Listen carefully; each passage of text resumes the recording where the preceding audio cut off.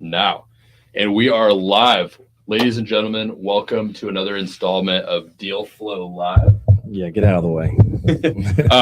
I'm your host, Brody Vinson. I'm your other host, Ryan Santo. And today we have on a special guest, Grant Barnes. What's up, guys? And he's going to be talking with us a little bit about the labor market as a whole. We're going to be addressing the labor market across 5 different industries, talking about the good, the bad, and the ugly, especially number 2 and 3. Yep. Because, man, it has been crazy the last couple of years across a lot of different industries. Yeah. And Grant has his own set of experiences. We have ours. We're going to kind of touch on different past experiences we've had running businesses, being in different industries and that sort of thing. Sure. And just get all the way into it. So let's go. So the first industry we're going to touch on is retail. Sure. This is Grant's bread and butter. Yeah. So labor market and retail. Wow. So, I mean, obviously I can talk about the differences in the different eras, I think, as far as what we're experiencing today to what we had sort of pre-COVID. I think the labor market for everyone post-COVID has been difficult, but I think specifically in retail and in like food services, it's been hammered. And I mean, anybody who works those jobs has seen it firsthand, right? Namely, I think the problem started when you started having this competitive wage gap become an issue where places were really struggling to staff post-COVID. So you had people that were throwing out crazy incentives and crazy bonuses and crazy numbers. And it became this rat race of jumping from one job to the other, just sort of chasing the pay increase, which, you know, as a worker, I understand, right? Like if you're a person who's being employed at this level, you know, you're sort of in an entry-level job, there's no shame in looking to find the best opportunity. As a business owner, it presented a tremendous amount of challenges because you had people having, I don't want to say like unfair, unreasonable expectations of what they should be paid, but they wanted to be paid for a skill set they didn't have. And that became commonplace. Like in our business in Las Vegas, I started seeing places like Panda Express was paying people $22 an hour to chop chicken. I mean, how do you compete with that? Do you know what I mean? And when our background is in specifically in retail is in sales and in specialty retail products, which require a person to have a strong sales background or at least knowledge to be able to make good money. Now, we pay commission on top of your hourly. So you have unlimited gain, unlimited opportunity for gain. But I feel like the entry-level worker doesn't appreciate or doesn't realize or think that it's a possibility for that to exceed what they would make in a standard job, if you will, right? So what we saw was people at, like I said, you know, this entry-level position going to, well, I don't want to work this job because I can work at Panda Express and chop chicken and make $22 an hour. That was nurse pay prior to. You used to have to go get a 4 or 5 year degree, certification, whatever. Now you can get it working at Buc-ee's or Chick-fil-A. And people were coming in saying, well, I have to make $800 a week. I have to make $1,200 a week before anything. Okay, well, what skills are you going to bring to the job? I don't have that. Well, are you going to come on time? Probably not. Are you going to commit to the culture? Nope, not going to do that. And actually, I'm going to call out 5 minutes before work and don't fire me because if you do, I'm just going to claim unemployment. And that was the thing. Unemployment was paying people extra thousands of dollars on top of things. It was just an insane period post-COVID, really that first year or so afterwards. For anybody in entry level, it was a disaster as a business owner trying to figure that out. Now things have leveled out a little bit because I feel like the job market has, despite what everyone's saying on the news, has cooled off a lot. And you see that because people aren't getting jobs as fast as they were before. And people are staying in positions they wouldn't have stayed at before. And we can talk about the ethics of this all day and whether the power should be to the people who are working or should be to the business owners. The bottom line is it presents a problem for us who are entrepreneurs and business people to figure out how to navigate that world, right? We didn't have this problem 10 years ago, I don't think.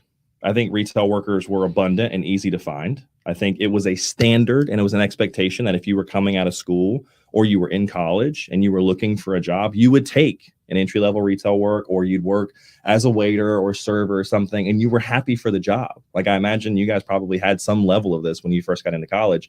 And it wasn't like terrible thing or something that you were upset about. Like you just knew it was part of the gig, right? It's part of the growing pains of being in school. So that wasn't a thing back then. When we were looking to staff back in the day, you know, you found people who loved the job, who wanted to work, who would grow with you. And it was a big reason why we were able to be successful at growing a niche business, if you will, right? Now, fast forward to today, you know, how do you navigate the good and the bad? Like, how do you make those things happen? How do you make sure that you can keep the people that you want to keep? And how can you attract the people that you need to attract and not lose people, obviously? And I think the answer for us has really been continued education of the people coming to work for us. And that wasn't something that was abundantly clear to me when we started trying to figure out how to retain people, right? At first, we were throwing a lot of money at the problem. Well, maybe if we just pay people more, they'll stick around. Maybe if we provide more bonuses, more incentives, right?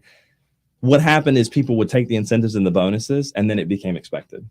And then when they stopped producing the work that would do it, it was like, but I should still make it, right? So it created this weird problem where it's like, you're trying to help solve the problem with money because everyone keeps saying they're just not making enough money and the economy's, you know, backwards, and inflation. Just if you pay me more, I'll stick around, I'll do more. And it was almost like the more we paid, the worse the labor got, the worse quality of work we were getting. When we switched it and we started saying, okay, why are you having a money issue, right? You're making plenty of money with us. What's happening, right? Then it becomes a conversation. It's like, okay, Brody, walk me through what's happening in your life. Well, you just made all this money last week. Where's it going? So we found doing sort of like a continued financial education. Like I actually took time. I started scheduling classes with my staff. I would do like a Zoom call twice a month and started giving out information and like sending out resources or suggesting, you know, financing apps or like ways for them to get invested in the stock market or ways for them to buy cryptocurrency. Like just giving the education suddenly started getting people more locked into the idea of working with us long-term. Because they were like, all right, these guys are trying to help me understand how to be like a custodian of my wealth and like not just get into the grind of making money. Because a lot of sales jobs, that's what it's like. Like if you work at a car dealership or you work in like alarm sales or security sales or door to door, it's all just about like, oh man, you made $1,000 this week. Next week, you got to make $1,250. Okay, cool. But they spent the $1,000 last week, right? They didn't do anything with it. They're not making any impact. So then 4 or 5 years go by as a commissioned salesperson. They have nothing to show for it, right? And they're wondering, well, what's going on? I'm not making enough money. This industry's not for me. This job's not for me. This position's not for me, right? And you lose them. They go somewhere else or they stop doing the job. They go to a different industry. So for us, it's been a lot about teaching them how to do things with the money that they weren't maybe thinking about before. How to invest it, how to start, you know, putting themselves first, paying themselves first, as opposed to paying all these other crazy things out there, and giving them like a community or a place to have that conversation with people that they can kind of trust. I think that have already done it with, you know, because that was my job. I was a salesperson before I got into this business. I sold the same products and I was able to finance a lot of the growth in my business through making money at this job. I didn't get money from other places. You know what I mean? So I think that's unique to the retail space. I don't know a lot of people that do that. And I think it's something that I really feel strongly about sharing with others, because especially in sales, you really lose the good people by trying to just continually fight and push for this increased commission or increased wage or increased bonuses. They just have to make more money. They'll stay with you. It's really not about that. It's about, do they keep enough of their money, and do they have someone that's sort of helping them walk through what to do with it once they get it? Because like, I don't know about you guys, but I didn't grow up with a great financial understanding. Like my parents are awesome. They work their ass off, but they don't really, they didn't at the time. Maybe now it's a little bit different, but as a young person, they didn't really have a great understanding of how to manage wealth or how to create wealth. It was just paying bills, getting by, taking care of the family, putting food on the table, right? Making sure you had, you know, money for clothes, for school coming around. Like this was the conversation of money in my house. And I find a lot of people who are in entry-level jobs in retail, like we're talking about, or in sales, that's the same thing. That's why they're in this. They don't come off of some legacy, you know, position. They can just jump into a job, or they don't come off of, you know, alumni in their family where they're just put immediately into some place they're making a good salary. They're guys, they're regular people who are trying to find a way to move forward and make more money than their parents did. I say all that to say that they don't have an authority or a person they can trust to come talk to about this. Because if no one in your family's ever really made big money or knows what to do with big money, when you come to work a job like mine and you make your first big check and you go talk to your mom and dad about it, like, hey, what do I do? Oh, you should go have fun with it. You work so hard for it. Take a vacation, go buy yourself some new shoes. This is the middle class mindset that we're taught, right? No one says like, well, take 20% immediately and put it aside for taxes, right? Take the other 20%, go ahead and start investing it, put in your savings, make sure you got your account set up, go ahead and get yourself a stock portfolio. This isn't a conversation. You know what I mean? So I think for us, we found that was a big component towards maintaining and keeping people. I think retail people in general, retail companies that are doing well, like large companies that understand this, are doing it in a much bigger scale. Like you see big brands investing in like tuition, helping you with college, investing in them having like daycare services, like giving childcare credits, which is huge. So I think businesses that get this, that realize it's less about giving you more money on that paycheck and just about finding ways for you to keep more of the money in your family, are the ones that are winning. That is an interesting perspective. And I love it. I'll push back on one thing. Please. I don't know if that is unique to retail. I think that's a really, really smart practice across any industry, because you hit the nail on the head there, which is it's not all about the money. It's not all about that part of the opportunity. You could be somewhere that's paying you great and be miserable, or you could be very happy somewhere that's paying you just a decent livable wage. Yeah. And I think the investing into the people is something that really increases the quality of life and the quality of like feeling about the future there and the future prospects. Yeah. Yeah. I mean, I'm big on this because a lot of the people we employ are Gen Z. I mean, and this is like, here comes the Gen Z rant. I'm not going to do it. I'm going to be nice. We need that Gen Z rant. I mean, I'll get to it, but I mean, like from the business owner's perspective, first off, right? Like, okay, let's do the Gen Z rant, but let's do it from both sides. All right. Because you guys as business owners, you need to get out of your head with this shit where it's just like, oh, my generation wasn't like that. Well, my generation would have worked like this. We never had these issues before. These kids, they just don't know what they're doing. It's like, okay, cool. We get it. Right. Like maybe you're right. Maybe you're right. Being right do for you? What does that do? How is that helping you grow your company? And I know we've all talked to business owners that are like, oh, I just can't hire people at all. And it's like, well, you can, right? It's just, well, when I do hire people, they're just lazy and they suck and they won't do it. It's like, no, really, you come from a mindset and from a generation where we used to work we used to put forth 10 times more effort than we received. That was the way of the working world, right? You provided, if the company paid you $1, right? That was how I always was taught. That means you had to make $10 for them. That was the expectation. That has changed, right? So business owners, you can't keep sitting there and going, well, it's just the market. Well, it's just the employees. It's like, sure, maybe it is, but what are you doing about it? How are you fixing it? What are you doing to attract talent? Because the talent that you want, the generation of people that you're trying to go after, you can't afford them, right? You're trying to get people who have the same mindset as you, have the same work ethic as you, and you want to pay them an entry-level salary. It's not going to happen. You can give entry-level money to people with entry-level experience, right? So people who are trying to grow their companies, I know we'll talk about home services and everything else later, but like in the retail space specifically, I see it a lot in my industry. People who are, oh, well, I don't want to deal with these kids. They just want everything. They just want, the whole world served to them on a silver platter. They're not going to put any work up for you. It's like, yeah, they exist. Don't get me wrong. It's probably 80% of the workforce. They're spoiled, right? They've been spoiled their whole life, but there's 20% that really does want to work and they want to make an impact and they want to work with the right company. And what are you doing to find them, right? And then what are you doing to keep them? Because they're not sticking around for the same shit you would put, that we would, go through an entry-level position coming up. They're not going to deal with it, And I see that firsthand. I mean, I see kids that work with us that I ask them to, I ask them to clean the table. And like, that's not my job. They would say that to me, and as a business owner, you're kind of like, excuse me? Like, I just signed your check. Like, it's not my job. You didn't tell me that's my job when you hired me. It wasn't in my job description. You said, I'm going to do X, Y, Z. I'm doing X, Y, Z. And like, the first time you hear it, you're like, dude, screw you. You're fired, right? The 10th time you hear it, okay, what am I going to do here? Because this is not going to stop. It's not just like, Joe or Jane was an idiot. It's like all of them are having the same response to your requests, your expectations. So I think as a business owner, or business owners, we have to stop this madness of like, no, I'm just not going to change my ways, And there's companies that got that on a big scale. Like you look at companies like Google, Apple, Microsoft, companies that are obviously they're making crazy, insane amounts of money. They can afford to do these things, but they're really putting the employee first in everything they do. And that's why they're massively winning.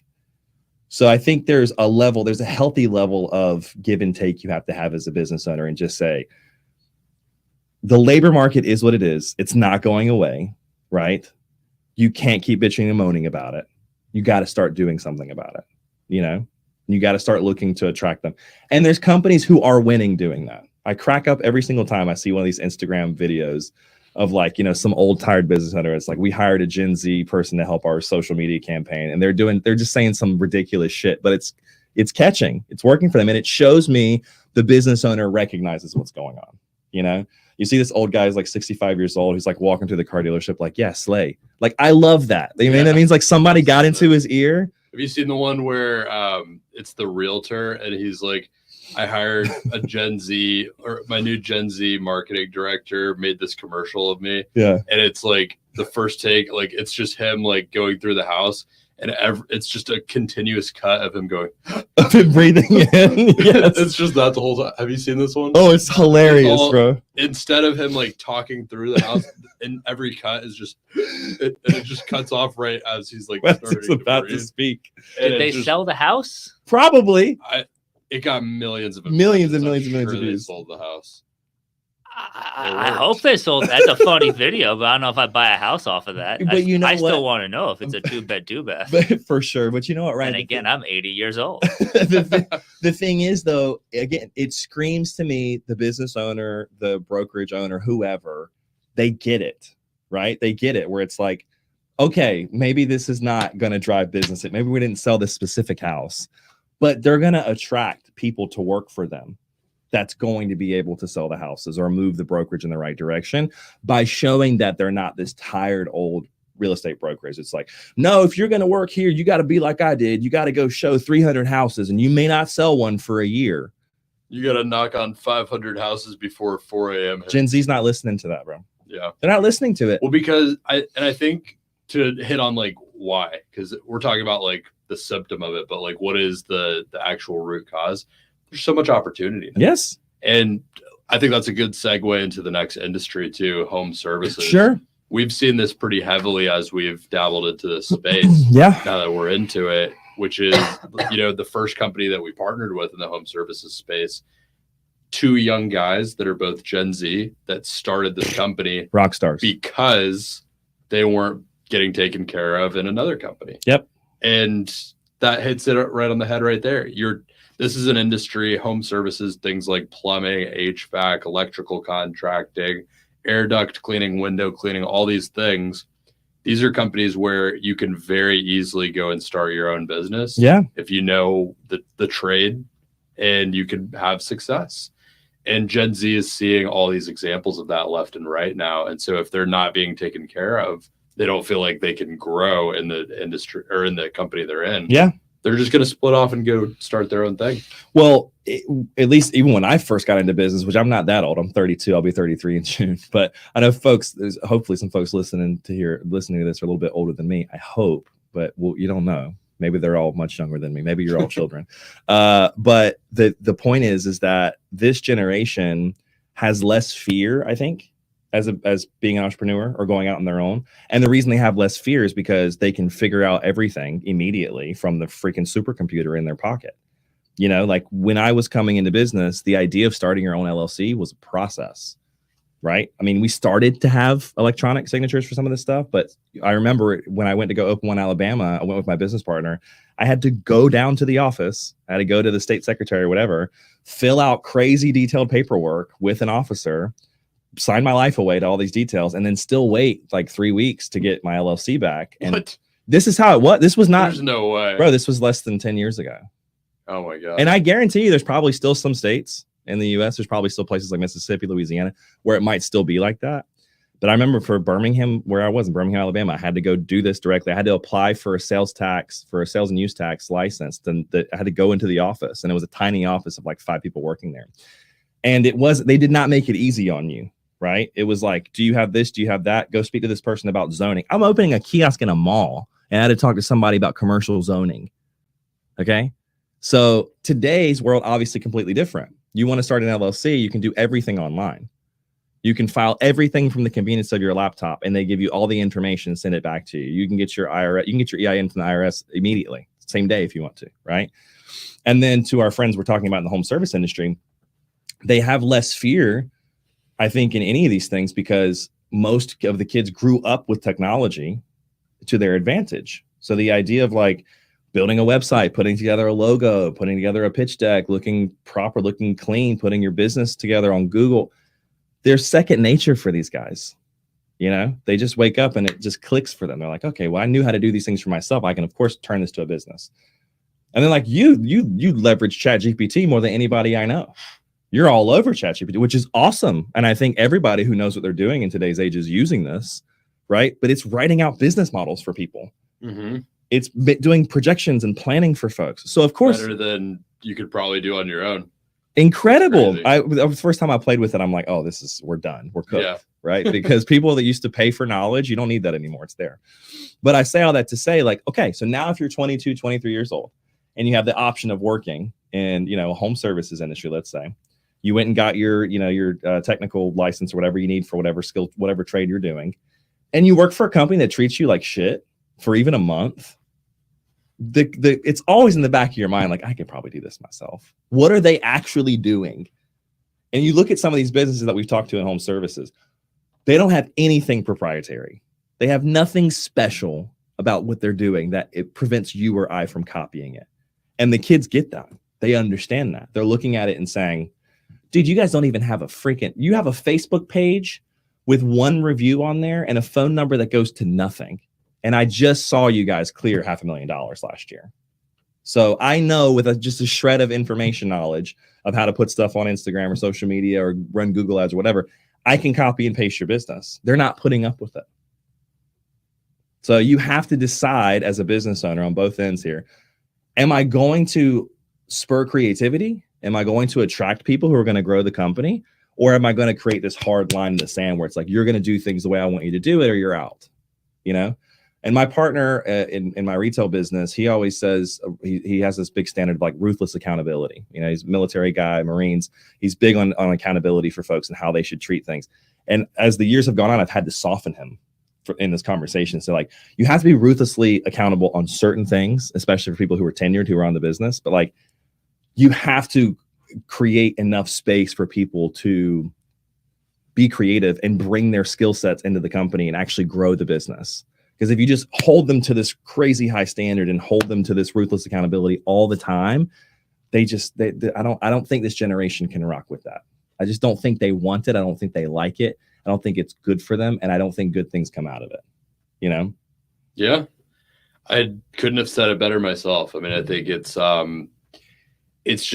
new world of, being the onus being on the business owner, whereas it used to be that like you as the business owner, you kind of had your pick of the litter. Sure. Like whatever you said had to be the way of the world. Yep. Now, if you have literally, like you were saying, if you had a bad week, you might just lose an employee. You're done. You've got to really stay on the ball. How has it been adjusting to that as you've seen that play out even just over the last 5 years? How do you adjust to that as a business owner? Well, I think like I look at like you guys, I look at your age group and your range for where you are and the skill sets that you guys have at your age compared to where a lot of people were like when I was around that age, looking for people to the left and right of me as far as people to work in a company with. The skill sets of the people that you want to work with are 10 times greater than they were, if that makes sense. The things that you guys can do, that you want to do, that you have the mental facility to do now is so far above and beyond what I think the average 25, 24-year-old was doing 10 years ago, in my opinion. Other people might disagree with me. That you do yourself a great disservice as a business owner by trying to contain that, right? By trying to say like, no, I hired you for this job, do this job, right? And one of the best indications I have for that is I hired a girl who worked with us for a sales position, and she worked really well on the sales job for a few months. And then she came to me honestly and earnestly and said, hey, I'm kind of getting burnt out on the sales thing. I'm not really a salesperson. I'm doing it because I need to make the money. But my goal is in graphic design. That's what I'm going to school for. I'm here at Full Sail. It's my dream to do this. But I love your company. I love you. But I'm not going to be able to keep doing this if you just keep me in sales. Would you be open to me doing some graphic design work for you guys? Most people I know, that's not what I'm paid you for. Get out. Right? Most business owners I know would be like, okay, cool, no problem. See ya. Right? This isn't for you. Not saying that I had anything special in my head about this, but I just thought maybe I would give the person an opportunity to show me. So send me your portfolio. Let me take a look. What's it going to cost me to just see what you do? Right? She sends me the portfolio. It's awesome. It's super cool. She's doing a great job with these things. She's going into all these different directions for animation. She wants to work for, a big company in that side. I'm like, we don't need some of that work, but other stuff that I would need to get done, I'm going to have to pay for anyways, either with my time, because a lot of business owners are just leveraging Canva and saying like, oh, I'll just go on Canva and do everything myself. Cool. No worries. Doesn't cost you very much, but it does cost you a lot of time if you're not good with it. Or they're going on Fiverr, these other places, and paying for gig work. I was doing it incessantly. I was paying for Fiverr work all the time for product design, for website stuff or whatever. I'm like, you know what?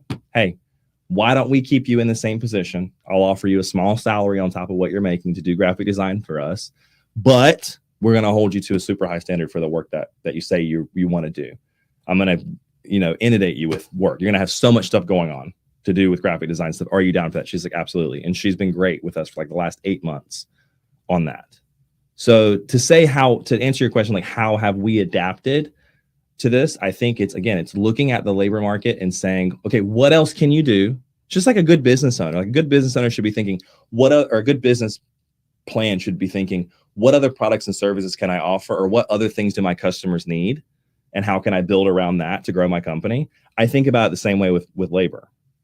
Like, well, what else could you do? If you love it here and you like working here and everything's cool, I really can't increase your wages for what you're doing because your job, this is what the market says it's worth. I'm not saying I agree with that, but we have to take a step back and say, this position that you're doing right now, the responsibilities that you have, it's worth 40 grand a year.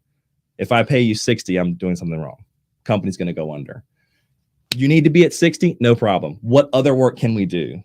What other responsibilities can you handle that I could pay you for? Because I'd rather have 1 or 2 people that can do a lot of things than have to grow my company wide and have 20 people. Because then you risk a lot more exposure, I think, in those situations. The larger you are, the more things you have to deal with. It's a long answer. It's a good answer, though. It was an in-depth answer. And I think the biggest takeaway that I personally got from that is like, as a business owner, you just have to adapt all the time. Period. Like whether we're talking about labor or anything else. And all this does is this just ups the ante of how much you have to grow your own person and your own self and adapt as a person to be able to handle these things and, be a leader to the people that want to be led. Yes. I think another thing to get into it is like at the core of it, I think people just really want to be led the right way. They do. And if you can become him and lead them the right way. Yes. Then you got it. I think this generation wants more than anything. They want connection. They want community. They want to feel like they're a part of something. Like we're in the most connected age. And I feel like people are the most disassociated they've ever been. And most folks I know agree with that, right? They have endless amount of points to be connected with people, Instagram, Facebook, TikTok, Discord, Telegram, WhatsApp, but they don't feel connected to people because they struggle to do what we're doing today. To have a conversation, have interpersonal skills, to be able to listen, and I'm not saying that they struggle in some metaphysical way. I'm just saying that it seems to me that this generation struggles to have interpersonal relationships. And if you can center that around work, where a lot of people are going to spend most of their time anyways, if you can do a good job of that, of giving people not a home or a family, because I know this generation loves to shit on that. Like any company that says we're a family, they say it's toxic, right? Mm-hmm. Which is the other thing that you're always battling with this generation is they can't take shit seriously. Yeah. You have to get really good at not taking yourself too seriously either, or they'll crush you. Mm-hmm. I got used to really early on. I was like, man, these guys are talking shit. like hard shit about the company, about me, about whatever. And you have to just realize like that's the tonality that I think this generation uses. And you see it. Like if you see anything that's wholesome on social media, there's just like 3,000 people destroying it right underneath it, because that's what's funny and that's what people like, you know? So again, as a business owner, you can choose to roll with this, or you can try to fight it and you're going to lose the fight.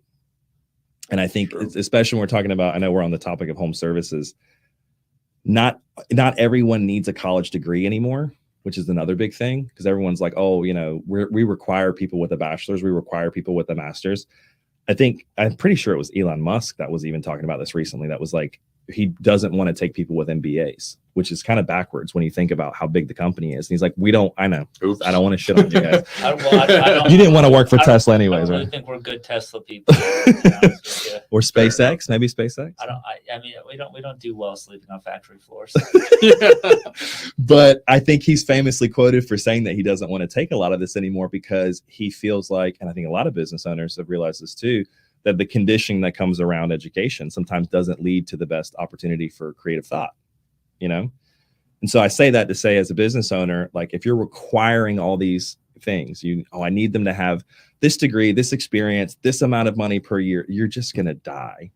And we see it left and right. How many home businesses in the home services place that we talked to in the last year that have 2 employees because they can't hire? And you ask them, how do you want to scale? Like, I know the company can grow. I have so much demand.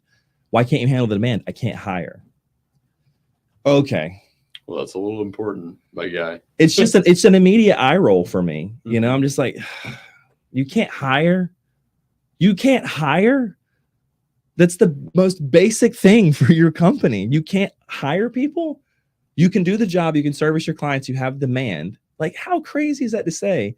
Well, I think a lot of times what we've seen is they've tried hiring people and they've had struggles and they learned the wrong lesson. Yes. The lesson that they learned was, oh, hiring doesn't work. Not, oh, I need to become better at hiring. Yes. It all stems from like, I think the biggest thing that you have to learn as a business owner across all spectrums of it is like, you're always like, if anything goes wrong, it's your fault. Your fault. If anything goes right, it's someone else's. It's their win. It's their win. Correct. And you just have to be okay with that mentality. Yeah. That's extreme ownership. Jocko Willink, right? That's his whole thing is like, you don't take credit for anything that's good and you take all the credit for things that go bad. And business owners want the opposite in today's age. You know, they want to, if it's something, there's a lot of big egos, bro. And I'll be the first one to say I have the biggest ego. And for a long time in business, I was definitely that guy that was like, no, this is the way, right? And we still struggle today, just like anybody else. We still struggle to keep maintain. But I think of it like doing the laundry. Like your laundry's never truly done, right? You can do all the laundry in the house, still got clothes on your back, right? The hiring process, the training process, it's never over. It's never solid, right? And most people that suck at attracting the right people suck at training those people also. And that's the issue. They're like, I tried hiring people. It's like, okay, so you did 5 interviews. You hired 1 person. You gave them almost no training at all. And then they failed. I wonder why, you know? Which I think gears to a deeper point that when you're finding that you're unable to hire the correct people, that you cannot attract the right people, like you're saying, at that point is when the business owner, like you said, the ego is the point of no return, in the sense you have to turn that mirror around and say, well, perhaps I'm the person who's the issue here. And it's from that point where we see, I think, many business owners, either they hit that point of they get over their ego and they grow, or they don't and they die. Yep. Which is why you've been so successful, because you figured that out very early, get past it, and now you're where you are right now. Well, I just didn't want to freaking work anymore, Ryan. I mean, this is the thing. Business owners, I don't like, do you want to keep doing that job forever? Because you're doing a job in your business if you're not hiring and replacing it, right? And it's like, I like selling. I don't want to keep selling customer to customer to customer to customer for the rest of my life. I did it for 6, 7, 8 years. So I got to the point where I'm hiring people to do the job and then they're quitting. And when they quit, I had to go back on the floor. And when I'm back on the floor selling, I'm like, this sucks. I don't want to keep doing this, right? So then what do? You figure out, well, I need to fix this. It's more like, it's funny because I think it's more selfish to fix the problem than it is to not fix it. Like I fixed it because I'm selfish, because I didn't want to keep spending time out there. You know what I mean? And it's like, I think business owners have the wrong mindset on this. It's like, okay, you want to do things your way? Cool. Figure out how to hire people that'll do it that way. I think they also just want to be wanted too. I think Sure. to a certain degree, they like that control and they like to be wanted. Sure. Needed.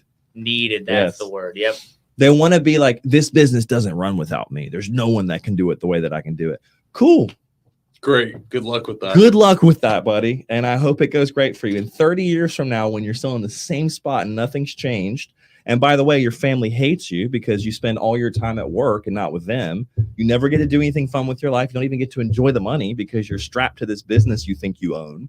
Let's see how well that works out. You know, it's like I always want to replace myself as quickly as possible in everything that I do in my businesses, you know? And even now, when we look at companies for acquisitions for the PE firm, I'm always thinking, if we got this business and we did move forward with it, how would we have to do as little work as possible? Mm-hmm. That's the mindset. That's exactly, for anyone who's a regular guest here, you know, this is what we're talking about. We're talking about like the mindset of the buyer. Like, how does this all relate to acquisitions? So to tie it all back into that, this is exactly the types of things that you've got to be thinking. Yes. Like, does the company that you're thinking about buying embody these values? Yes. Do they have like a culture that's been instilled of this extreme ownership in the managers and the leaders that are in the company and that are going to be staying around? Yeah. Or is this going to be met with resistance? Are the employees going to be, you know, are they going to be receptive to these ideas that you have? And can you enact these things as the manager of either the people or the managers that are managing them? Yeah. Or even furthermore, can you break some of the bad habits or bad cycles of the business that you're acquiring? Because to me, that's gold. That's found money. Mm-hmm. If I could walk into a business like you know, a company that's got good numbers, things are going well, and there's maybe some toxicity in the culture for the staff or for the salespeople or for whoever's customer facing or whatever, to me, that's a massive opportunity. Because if you're still managing to get by and that part's not figured out, can you break those chains and rebuild it in a way that's structured, you know, good and does create growth and opportunity, and then see where it goes, you know? Because most of these business owners are just in their own way. And I'm not sitting here saying that I have it all figured out, because we're small fries in comparison to a lot of people, right? And I know there's a lot of business owners out there that listen to what I'm saying and go, yeah, I tried that, it didn't work either. And maybe they're right. Maybe something happened and this approach that I'm saying doesn't work. But I will say the theme of what we're talking about, the mental capacity, the place you need to put yourself in to survive moving forward, I think is in adaptability and flexibility.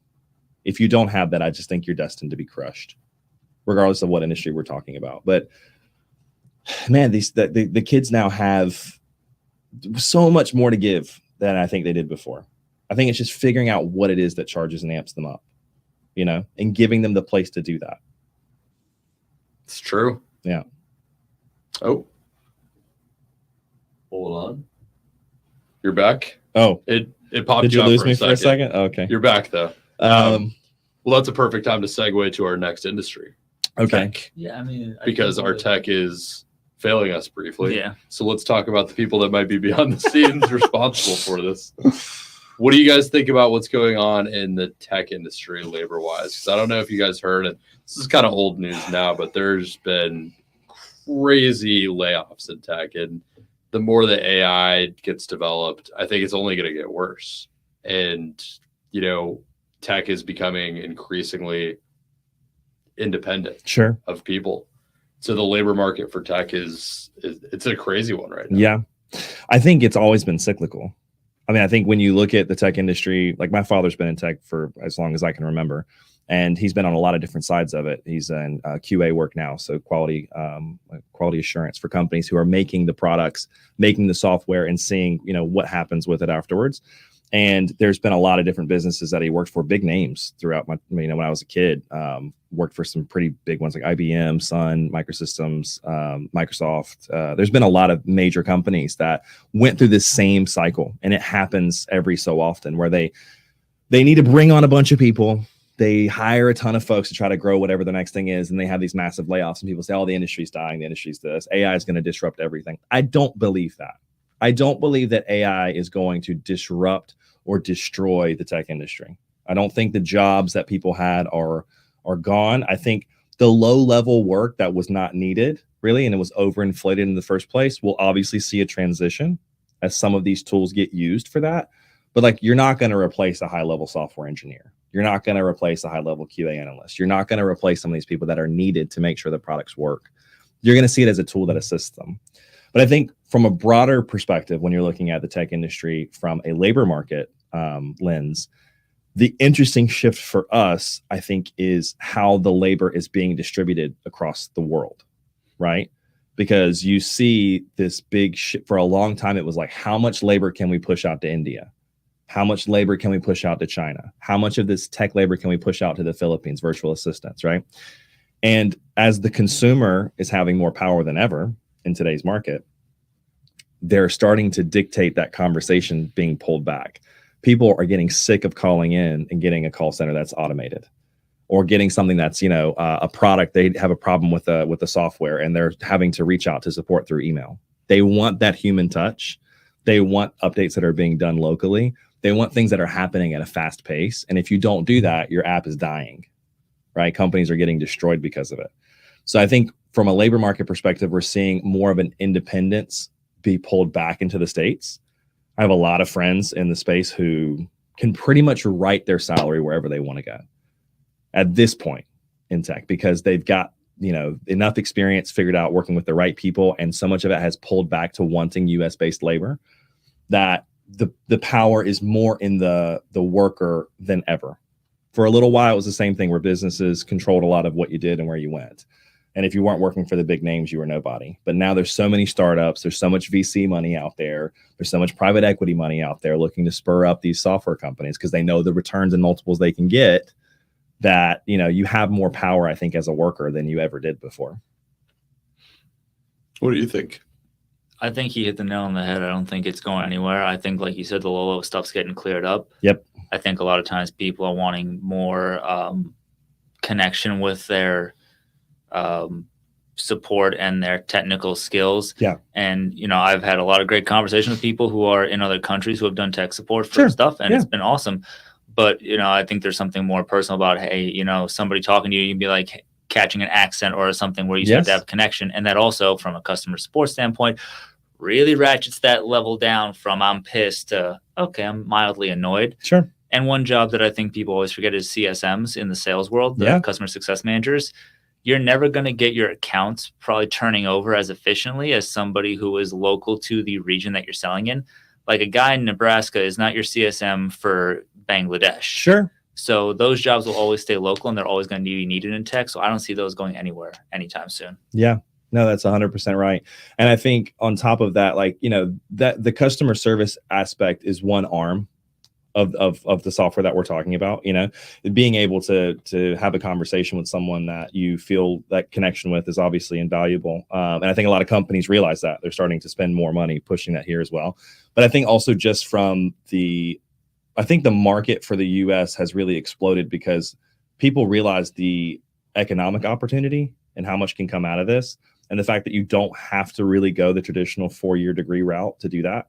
Like, I know kids who are breaking into cybersecurity just by going and doing a handful of certifications online and then getting into a job that'll pay them $100,000 a year.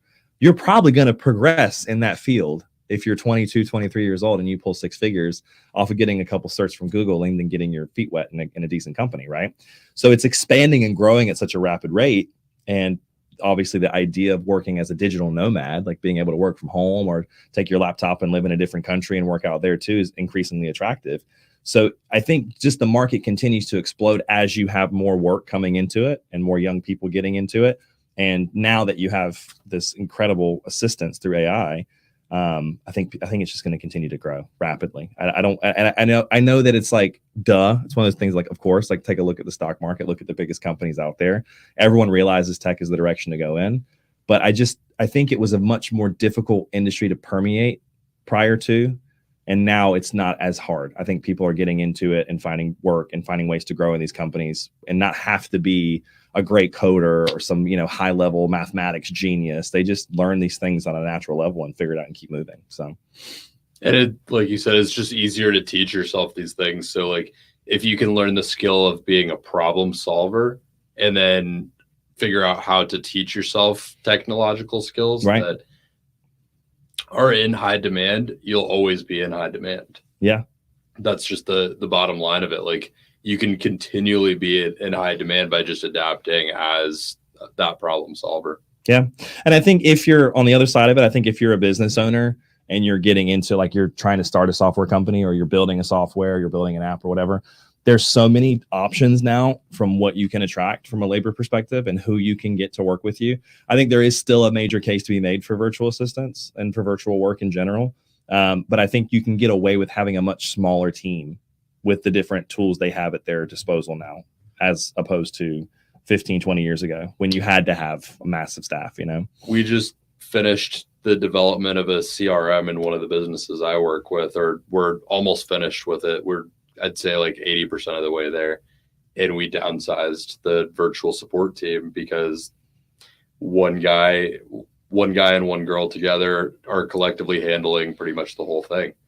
And so it was just like, it was one of those choices where it was like, all right, it's a business thing. Like, these two can really handle stuff from here. We've got the technology to fill the gaps and to help them. They can continually build on it. Yep. And that's how it goes. Yeah.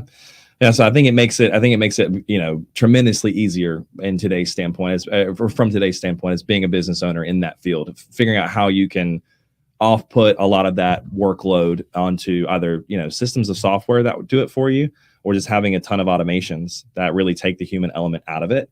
And again, I don't think that that's reducing the labor market. I think it's just changing it, right? It's requiring people to have better critical thinking skills, problem solving skills to be useful, and also weeding out people who are just sort of wasting money and wasting time, It's true. Yeah. With that being said, we've got another industry to go. Okay. Pet care. So this is really Ryan's area of expertise. Ryan, give a little background on why you know pet care so well. Oh man, I'd like to say I was born in a dog kennel. This took a turn. No, really. I mean, it's too late for DIFUS to come and get me, so I don't think they handle you after you're 18. Sorry, Mom. But no, I mean, I spent most of my career in the family business, which is my mom running a dog daycare and training facility. And I think what I've been noticing about this episode, we've chosen industries that we all know are involved in, and how different pieces of that factor into the labor market itself. So the lesson that I think I walked away with as the pet care industry, besides, I'm going to harp a lot on Grant's point here.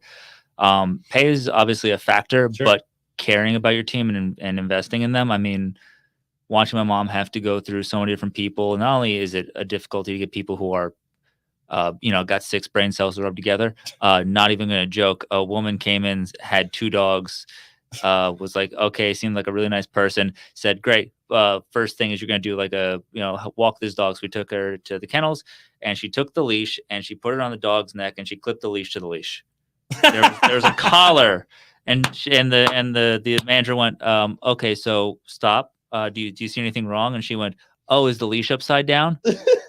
And then she tried to feed the leash through the other loop and hold it by the metal clip. And she's like, actually, I just don't think this is going to fit for us. So besides that being, hurdle number 1, because they do exist, and they're very confident. I think the other thing was building a culture. That was the most difficult part, because like you said, caring and showing a deeper level beyond just the paycheck and relationship thing, because it really does a lot for you when you're surrounded by dogs all day. Like, they do relieve stress. So even if you're having a bad day, Sure, petting a golden retriever is going to really release that stress. And then playing with them and being paid for it. The one thing though that she did that was really, I think, the biggest impact was starting to figure out paths and trajectories for people, saying, okay, here's where you could go. Do you like the daycare side? Do you like the training side? Do you like the specialized training side, as in like scent work? Do you want to build the business more? Where do you see yourself growing? Right.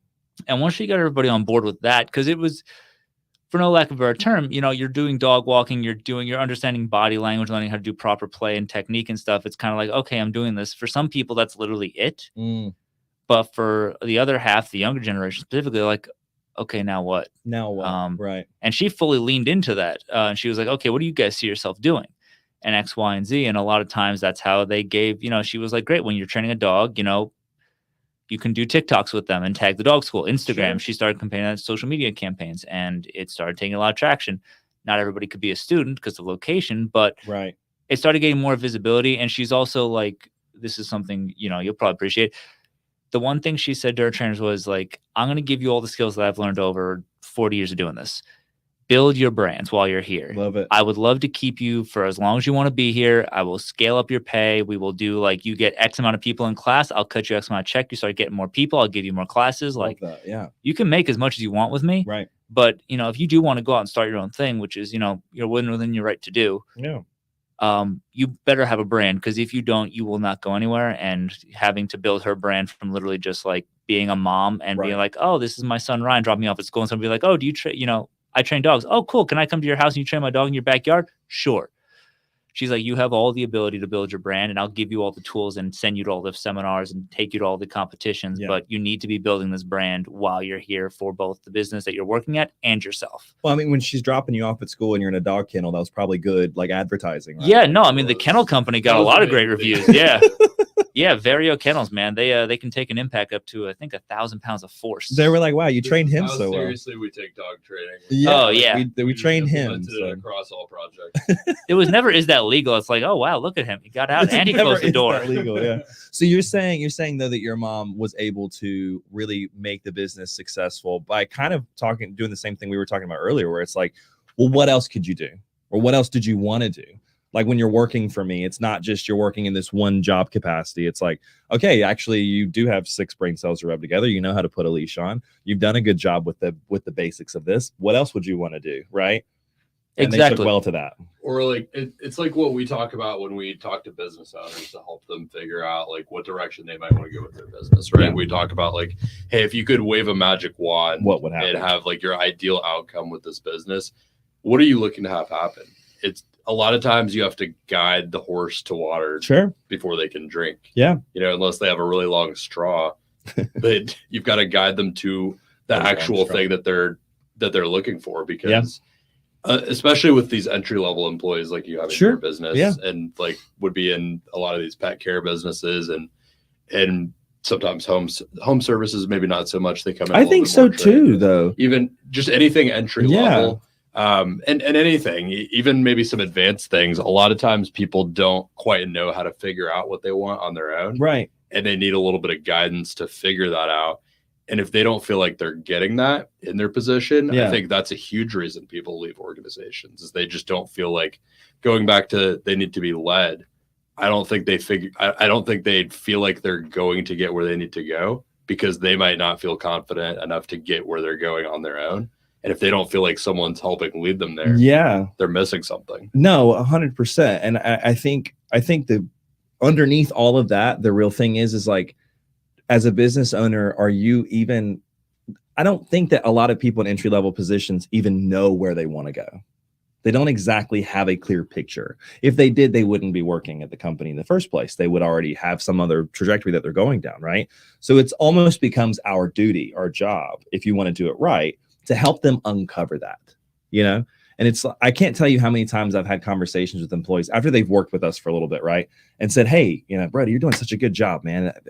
I'm really inspired by your work, and you're crushing everything. Where do you see this thing going? Like, what's sort of on the horizon for you, like 2-3 years from now? And I've seen so many people that look at me just like, yo, no one's ever asked me that question. No one's even ever like postulated that in my head. Like, what should I be thinking about? I want to do. Where would I go with this if I wanted to go with this in any direction at all? So I think the ones that are going to win are going to be people like your mom that look at it and say, hey, what do we do about your future with us? You want to do TikToks? Do TikToks with this. Cool. Let me help you build your brand while you're here. I think it's going to be those people that recognize that level of commitment to the market and realizing that we participate in it. Like, yes, labor is a market. There's a price, right? But we participate in how that's going to be perceived. And also we're going to participate in the market being a good market or a bad market. And I feel like the reason so many business owners in all these areas that we're talking about struggle is that they're not struggling. Most of these companies, most of these businesses don't struggle to attract mid-level, high-level people. That's not a hard thing to do, because it comes down to the competitive pay wages. It comes down to, what's going to be the benefits I get from working at your company. Where they suck, where they struggle, where the issue is right now is in the entry level. It's getting people to come into your ecosystem, staying with you and growing into a position of power in your company. That used to be par for the course. 40 years ago, 50 years ago, that was it. You worked in a company, you started as a janitor, you worked your way up to the manager, right? It's anecdotal, but it's true. We all know people like that. They started in a company at one position, ended up in a completely different spot. That's not the case these days, right?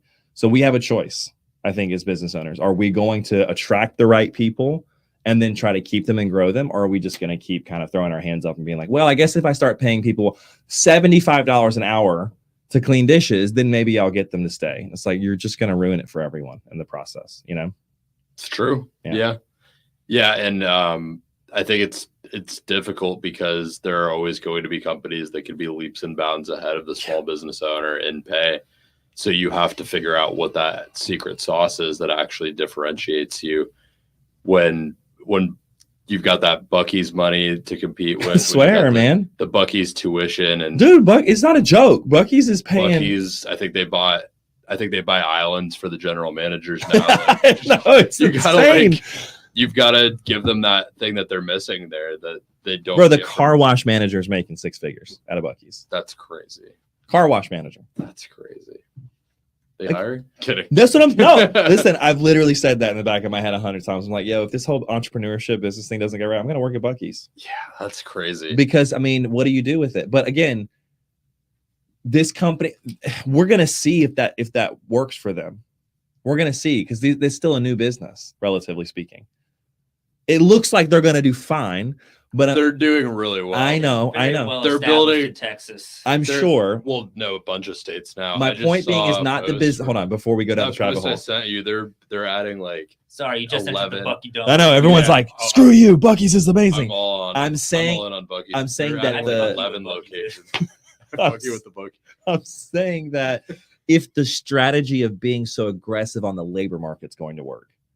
The business model clearly is sound. I mean, can they continue to scale by paying car wash managers $150,000 a year?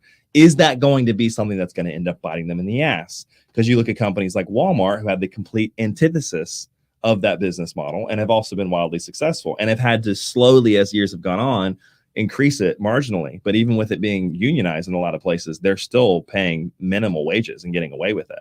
So obviously companies that are trying to break the mold, like Buc-ee's is trying to break the mold when it comes to, gas stations, which is a crazy thing to say. What a cool way to break to break the cycle, because no one thought about that before them. So respect. But does that work? Can you hire for, if you need 5,000 positions, can you afford to pay 1,000 of them who are just running a car wash, that type of money? Does that work for them in the long run? Or do they have to go backwards with their labor? And is that going to be something that they can sustain? Because when we were talking about the tech industry earlier, that's what's happening to a lot of these guys. That's why you see Netflix and people like that laying off people. That's why you see big companies with massive layoffs, because they did that. They went out there and said, we'll fix it with money. We have all types of money, right? Okay, you have all types of money, but when you're a publicly traded company and it ends up affecting your share costs because you're spending crazy money on your labor, your shareholders get pissed off about that. So again, so don't go public, Buc-ee's. Basically.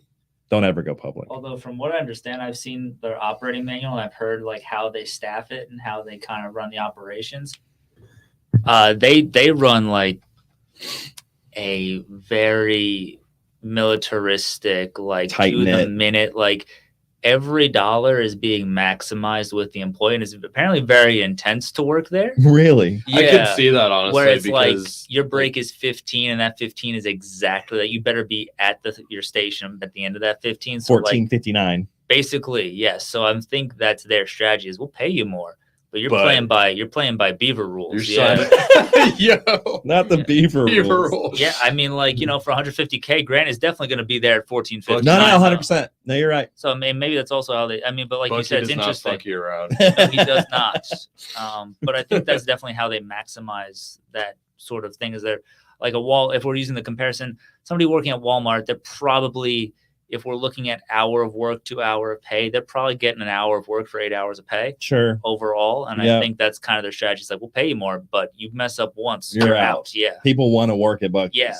I think that's probably what helps them. I feel like we need to do a deep dive one day on Buc-ee's now that this is a whole new conversation, because there's a lot at play here. If we're talking about the labor market in particular, which is this whole conversation, there's something that needs to be studied there, because the other thing with Buc-ee's that's kind of interesting. I know this is not supposed to be a Buc-ee's call, but this is what we're doing. They're not in these areas that are easy to staff in either. A lot of times when they're placing some of these gas stations, they're good placements for that, right? But they're not easy places to staff. Like there's one in Tennessee that goes, this is where I first got introduced to them because my mom and sister were like, oh my God, you got to go to Buc-ee's. I'd never heard of it before. And there was a line down the street to visit a gas station. And I'm like, okay, what is happening here? But they're in Sevierville, Tennessee. Sevierville is a huge tourist trap, but I wouldn't say it's the easiest place to staff. Mm-hmm. Right? Like it's not a place where a ton of people live for that. It's the same problem I face here in Orlando. Great place for traffic, for foot traffic, great place for tourists, not necessarily the best labor market. So how they're managing to do that with some of the locations they've chosen, like all these different places in Texas too. There's places out there that I don't know where they're going to grab, star level, entry level employees from. I would love to do some research on this actually. They probably travel for that level of pay. They probably. You think Buc-ee's relocating people? No, I mean, they travel, probably commute like an hour. They probably commute to work. At that level, it's like, I mean, I guess you would. Yeah, like people will commute to work for less than 6 figures. No, that's true. I mean, my dad relocated the family a lot of times for 6-figure pay when we were, young. Like that was, if he got a gig for a company that was going to pay, $100K, we would pick up the whole family and move to whatever city that was. The idea that people are moving out there for a gas station would be crazy. That's got to be partly true also. Oh, 100%. Whether it's at a gas station or not, they're paying what they're paying. It's like it's a high performing thing. They probably almost don't even think of it as a gas station. When I describe it to people that haven't heard of it, I say it's like Cracker Barrel, Wawa, Dick's Sporting Goods, and like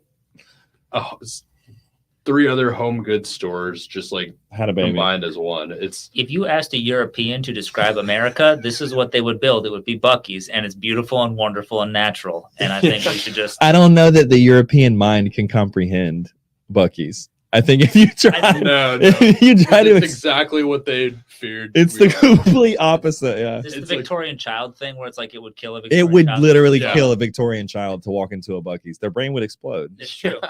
Well, I guess that actually wraps pretty well into staffing because we're just talking about like paying people crazy money to go to a gas station. Thank you for keeping us on track because that would have just become the Buc-ee's. I was going to go down the rabbit hole of all the fudges that they have, and I will stop us. The beaver hole. The beaver, the beaver hole. We're going to leave it at that. But I think you'll probably need to bleep that part out. I don't think you can say. Yeah, there's the edit. Yeah. The beaver hole. I don't know if you can say that. Stop saying it. Yeah, maybe don't repeat it.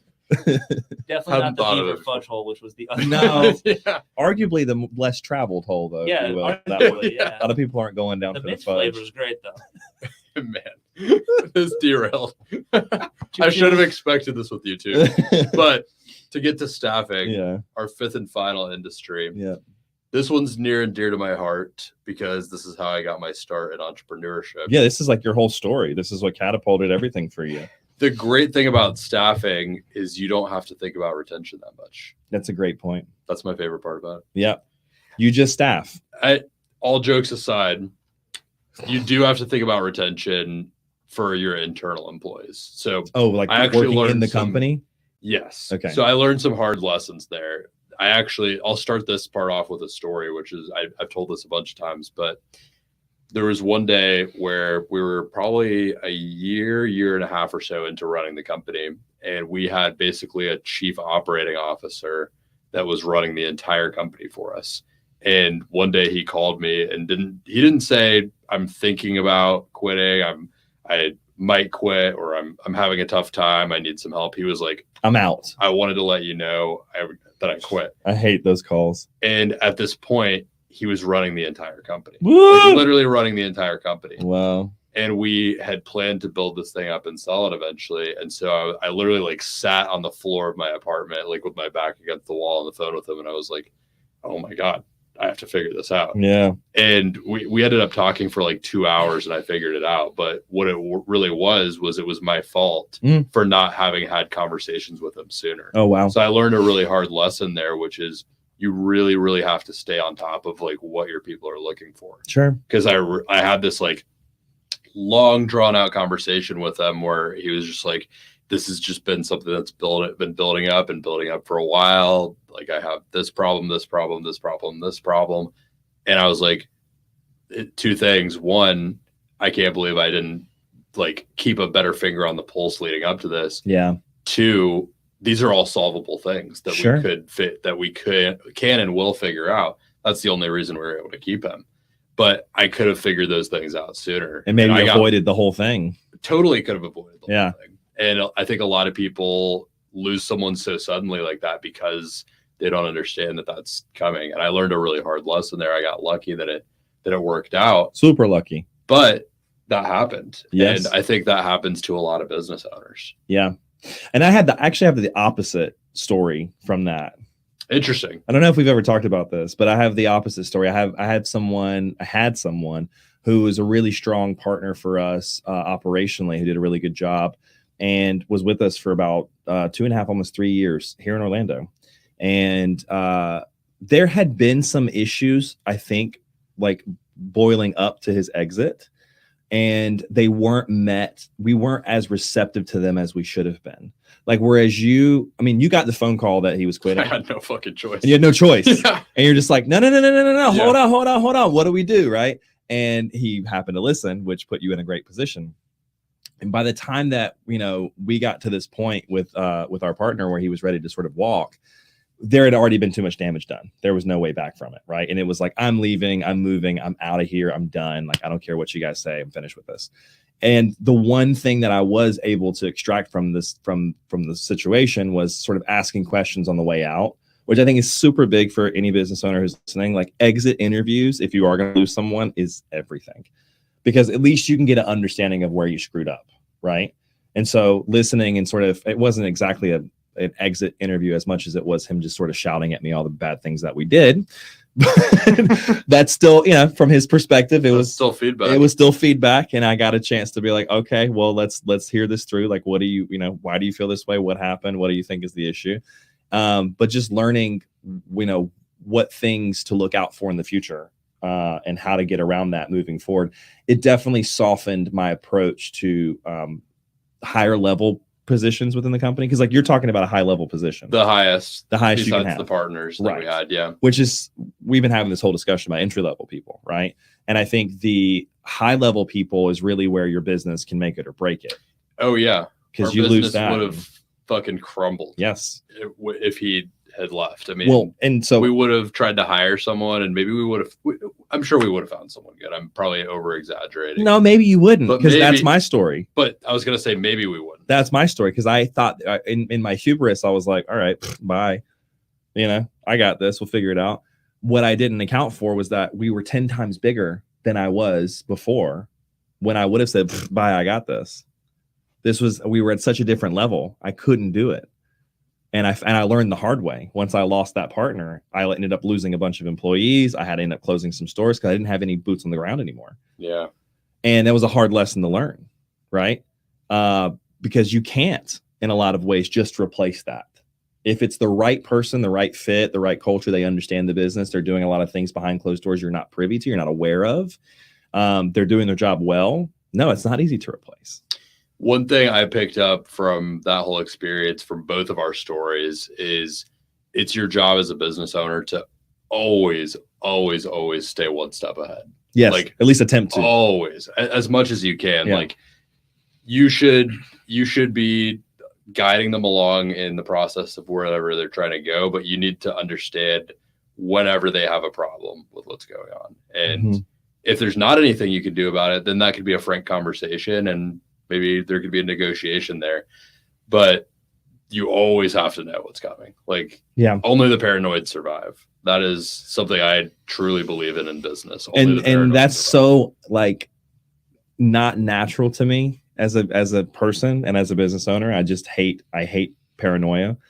I hate being anxious about something I feel like I don't have control over. I'm very much the opposite mindset of just like, let's deal with it when we deal with it. Let's not overthink this. Let's not go to the dramatic. But you're pretty much right. I mean, if you're not, it's about, I think it's about how you manifest the paranoia too. Like, Sure. if you're the guy that's like running around all over the place, like, oh my God, is everything okay? Like, You can't do that. You right. can't scare your people. Yeah. You can't like make people feel like there's something wrong or there's something going on. I think that's an unhealthy and destructive level of paranoia. Maybe it's having like a healthy level of fear, and respect for the inevitable fall. Yeah. Because I think one of the things, we've had this discussion before where it's like, I think most business people, most entrepreneurs just think about like the good things that are going to happen, the growth. They never project what's going to happen on the opposite side of things. And that's life. You've never in your life experienced an entire perfect like this for everything that you've done. Whether it's any skill you're learning, any relationship you've had, even your health, like things don't always go like this. Life is a constant one of these numbers, right? It's cliche, but it's reality. But in business, no one talks about it. Everyone's just like, well, we're going to grow to this quarter, and the next quarter we're going to add 20%. It's like, and then what happens when everything hits the fan? It's going to happen. It's not going to happen. It's going to happen. So when shit hits the fan, who are you losing first? Mm-hmm. How you think you're going to lose them? How would you fix it? Right. And I think that's the lens that if more of us can get our heads around that, to bring this full circle, it's the same thing we're talking about, how to find people, keep people, maintain people, grow people. Expect, how are you going to lose them? How do you foresee them leaving your company? Can they leave you on a high note? Can they leave better than they started? Can they leave and you get something out of them leaving? Right? Can you foresee why they need to leave enough and be on board with them for long enough to have them train someone well to replace them versus leaving you high and dry one day unexpectedly because you didn't do a good enough job predicting it and being ready for it? Yeah. That's a night and day difference. Now, if he had come to me and said, hey, I've got all these problems, they're not solvable, let's replace me, then I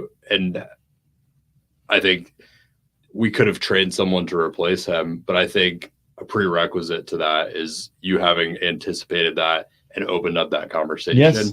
And a lot of people don't want to have that conversation because they're afraid that it could affect their job. So it's on the business owner, in my opinion, to start that conversation. Yeah, to spurn it 100%. And I think the last thing I'll say on this is like, one of the things that I started doing lately, I'd say, when I say lately, probably within this year, and we'll see if it works or not, but it makes me sleep a little bit better at night, is I started telling people, when you figure out a way to do it better than me, let me in on it. Because I want to support it. I want to invest in it. I want to grow with you. Right. And I feel like that is a complete 180 to what I'm used to doing. Because it for a long time in our industry, and probably in a lot of people's industry, we're talking about home services, tech, all these things. There's a level of gatekeeping from the people that you don't want to teach them how to do things. You don't want them to have so much knowledge they can be competition. And I know this is real because for a long time there was this huge argument about over non-competes and NDAs and all these things, especially in the tech world. I feel like we're past that. As sort of as a workforce, as current state of things with business. I think the question needs to be, when you figure it out and you're ready to go on without me, or you're ready to move past me, or you have something new, just remember that I helped you get there, and I could be a piece of you going to the next place. And I would enjoy if you'll have me, if you feel like I've done a good job leading you down this path, building this culture with you, giving you this knowledge, that you would consider including me moving forward. And that's been well received by a lot of people so far. A lot of folks have said, I don't want to be working here forever. Cool. I don't want you working here forever. I would love for you to figure out a way to do this 10 times better than me, or find something that makes 10 times more money than this. And please show me the way when you get there. I would love to be on that rocket ship with you, And it's really spurred some really interesting and genuine conversations going that route. So I urge anybody who's listening to this, try that. Try having that conversation with your people and just saying like, hey, I know you don't want to be here for the next 5 years. I hope you do. I hope you want to be here forever and we can work together on that. But like, probably if you're good, you're a higher level person, you're thinking about going somewhere. Like, let's go there together. And if you won't go there with me, can you tell me why? Yeah. Right? Like, is it because of XYZ? Is it because of the way that I am? Is it the culture? Is it the company? Is it the business model? Like, what could I do differently to earn that trust to move forward? I love it. That's my 2 cents. I would say my biggest takeaway from this whole conversation is that, the more you develop the skills of leadership and of humbling yourself, having empathy for your people and for the people in the labor market, the more you can navigate it gracefully. Yep. 1000%. Yep. It starts with you. What would you guys say is the biggest takeaways? That Ryan was raised in a dog kennel. That's a good one. And that explains a lot. It pretty much sums everything up. No, I'm joking. I would say I think this is a far broader topic than people give attention to. And I feel like it's something that we can't continue to be lazy about. And I think for any company that's going to make it out of this next stage, and companies who are trying to grow and move forward, it's going to come down to how you do this. So it needs to be invested in just as much as your core product offerings, your core services, your core infrastructure. Like, I think business models need to start to include, and I think we're going to start noticing that too. I think you start listening to some big investors, you're going to start hearing them talk more about how are you navigating the labor market. Because it's come up in every discussion we've had with business owners in the last 6 to 8 months. Every event we've attended, they say something about it. So I think you ignore it at your own great peril. That's my biggest takeaway from today. It's going to be a matter of growth through the business owners. And I think what we've all found here is that many of us have experienced it firsthand, or at least secondhand. And the conversations that have been had with people about their businesses tend to go the same route. And every time it comes up to that edge of the cliff where you look over, you give them the information, you tell them what it is, they back off. Yeah. Because it's scary, and change is never going to be something that comes naturally. No. So I would, as bad as it is to say, if you're not going to change and you have a labor market problem and you're a home services business in Orlando, just sell it to us. It'll be a whole lot easier. You won't got to change. You get a nice fat check. 100%. But Yes. I mean, realistically, change is where you feel the least comfortable, and it's where the most resistance is, but it's where you're going to become the best version of whatever you're doing. So But we'll change for you. we can change Sure, for you, yeah, though. we got you. We got you. Don't worry. Don't worry. We'll change. Don't for you. change. We'll Yeah. change. It's not you, it's me. Yeah, it's me. Well, there it is, folks. This has been a really deep dive, maybe our longest episode of Deal Flow Live ever. Oh, yeah. It's been like Deal Flow After Dark. Is it? Deal Flow After Dark. Oh, yeah. Shit. And this has been just a deep dive on the labor market. One thing I want to leave you with is I think a lot of the principles we covered today apply across any industry you're in, and just kind of color the character of what you need to become as a business owner in today's market. So whatever industry you're in, take that away. If you own a business already, take that away. If you want to own one in the future and you're thinking, is this right for me? Is this something that scares the hell out of you? Do you hate the idea of having to adapt to this? Maybe business ownership isn't right for you. Does it excite you? Maybe business ownership is right for you. Yeah. That's my opinion, at least. But tune in every week, Tuesday nights at 6 p.m. Eastern Standard Time, for new episodes of Deal Flow Live, where we will be covering all types of industries, whether we're doing a deep dive like this on certain industries and covering topics like the labor market, or doing deal analysis. Our focus here is to equip you as someone who's looking to sell their business or buy a business to understand the landscape and be ready for it. Thanks for tuning in. And Grant, where can they find you? breatheoxygenbar.com, glowpulsered.com for the main businesses. And then on Instagram, ask_Uncle Biz. Boom. Ryan? Just going to be on LinkedIn, Ryan Santo. Just shoot me a note when you hit the follow button so I know who you are. All right. Awesome. And you can find me on YouTube, Facebook, LinkedIn, TikTok, Instagram, probably some other ones I forgot to mention. OBT. The studio here. And just message me whatever you want to talk about, us to talk about on the show. We're happy to go into any kinds of special topics like this that are relevant to the space or any particular industries. Send us deals if you want us to cover them too. Yes. Maybe if it's really selfish, even. Yeah. If there's a deal where you're like, man, I'm thinking about buying this business, but I have no idea if it's right for me or if this is a good deal, send it to us and we'll give our opinion, and then you can watch it and decide whether you want to move forward with it. But tune in next week and we'll see you on the next one.